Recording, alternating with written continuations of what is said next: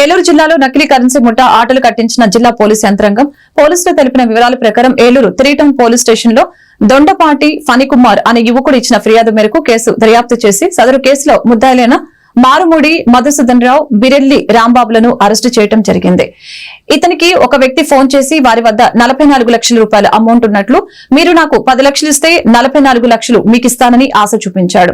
దీనికి సదరు ఫిర్యాది అతని డబ్బు లేదని చెప్పగా ఎంతో కొంత అడ్వాన్స్ ఇవ్వమని అడిగగా 3 లక్షల రూపాయలు సదరు ముద్దాయి తీసుకున్నాడు. ఈ విషయంపై తన స్నేహితులకు ఫిర్యాదు చేయగా ఇటువంటి వాళ్లు నమ్మకూడదు, నిన్ను మోసం చేస్తున్నారని చెప్పి 3 టౌన్ పోలీస్ స్టేషన్ లో ఫిర్యాదు చేశారు.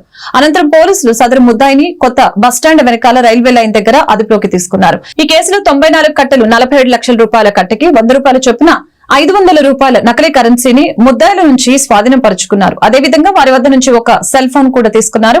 ఈ కేసులో ఫిర్యాదు అందిన వెంటనే దర్యాప్తుతో ప్రతిభ కనపరిచిన inspector Kagita Srinivasarao, Eluru CCS inspector CH Muralikrishna సిబ్బందిని జిల్లా ఎస్పీ అభినందించారు.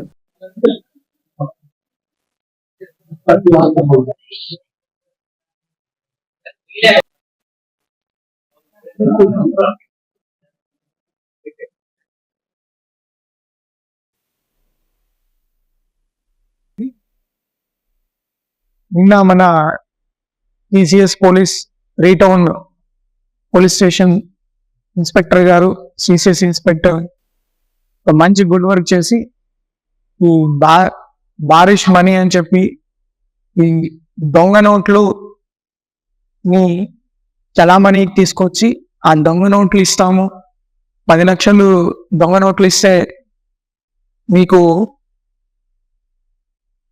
ఎక్కువ మనీ, ఇంకా ఎక్కువ ఒక 40 లక్షల దాకా ఎక్కువ, ఇంకా అధిక డబ్బు మీకు ఇస్తామని ఒక ఆశ పెట్టి ప్రజల్ని మోసం చేసే ఒక ముఠాన్ని పట్టుకోవడం జరిగింది. దాని సందర్భంగా ఒక 2 వ్యక్తుల్ని, మెయిన్ సూత్రధారులు, ముఖ్యంగా పాల్పంచుకున్న వాళ్ళ ఇద్దరిని కూడా అరెస్ట్ చేయడం జరిగింది. ఆ కేసులో ఇంకొక వ్యక్తి కూడా ఉన్నారు. అతన్ని కూడా త్వరలోనే పట్టుకొని ఇంకా ఈ దొంగ నోట్లు ఇవన్నీ ఎక్కడ ముద్రిస్తున్నారు, ఈ ఐడియాలు వీళ్ళకి ఎలా వస్తున్నాయి అనేది కూడా త్వరలో ఛేదించడం జరుగుతుంది. ఈ 44 లక్షల కల్లా బండిల్స్ చూడొచ్చు. వీళ్ళు ఎలా చేస్తున్నారంటే ఈ కిడ్ మన్ కొంచెం నోట్స్ ని యాజ్ రియలిస్టిక్ యాజ్ పాసిబుల్ తయారు చేసి ఈ నోట్లని మీకు ఒకసారి చూపించి, ఈ నోట్లని మాకు ఉపయోగం లేదు, మేము ఉపయోగం చేసుకోలేము, లేకపోతే ఫలానా ఇంకొక కారణం చెప్పేసి ఈ 10 లక్షలు మీరు తీసుకోండి, 44 లక్షలు 50 లక్షలు మీరు తీసుకోండి, మాకు ఒక 3 లక్షలు ఇస్తే చాలు, ఈ డబ్బు మాకు ఉపయోగపడదు, మీకైతే ఉపయోగపడచ్చు అని రకరకాల కారణాలు చెప్తారన్నమాట. ఈ ప్రజలు ఆ మాయ మాటలకి నమ్మకే రాదు. ఏదైనా ఫ్రీగా ఇస్తున్నారంటే ఖచ్చితంగా దాని గురించి పోలీసులకి కంప్లైంట్ చేయండి.